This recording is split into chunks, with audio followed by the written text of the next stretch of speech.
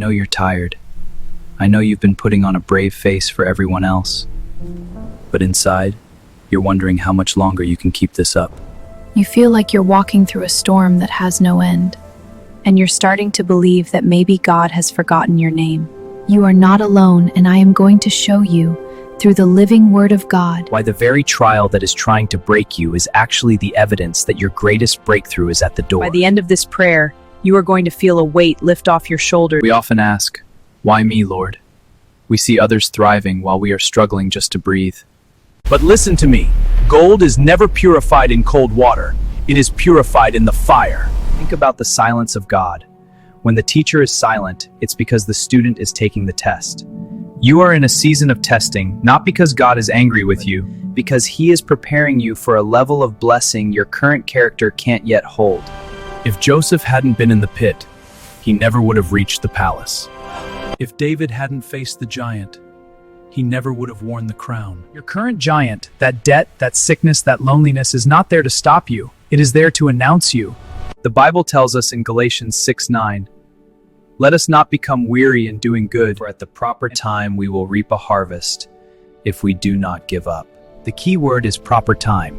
You cannot rush a miracle. You cannot force a flower to bloom before its season, but you can trust the gardener. I want to speak to the person who feels like they've been sowing tears for years. You've been kind to people who were mean to you. You've been honest while others cheated. You've prayed for others while your own heart was breaking. The Father sees you.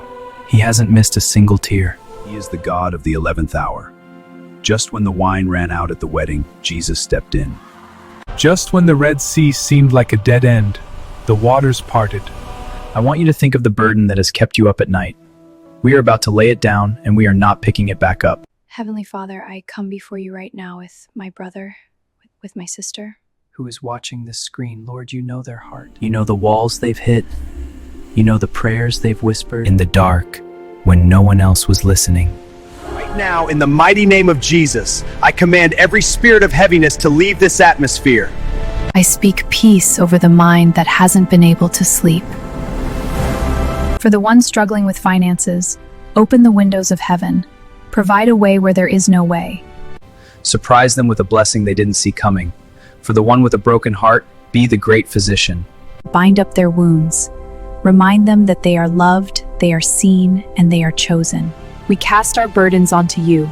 We refuse to worry for one more second. We trade our anxiety for your peace. We trade our weakness for your strength. We declare this year will not be a year of defeat, but a year of the great return. Everything the enemy stole, the joy, the time, the peace, we claim it back sevenfold. I promised you a secret. The secret to turning your waiting into harvest is found in gratitude. Don't wait for the miracle to thank Him. Thank Him in the storm. Praise Him while the walls are still standing, and watch them tumble down.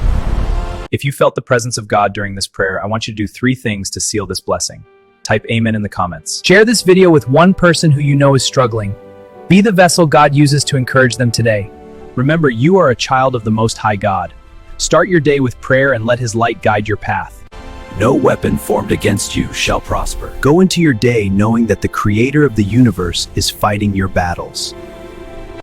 I love you, God loves you, and I will see you in the next prayer.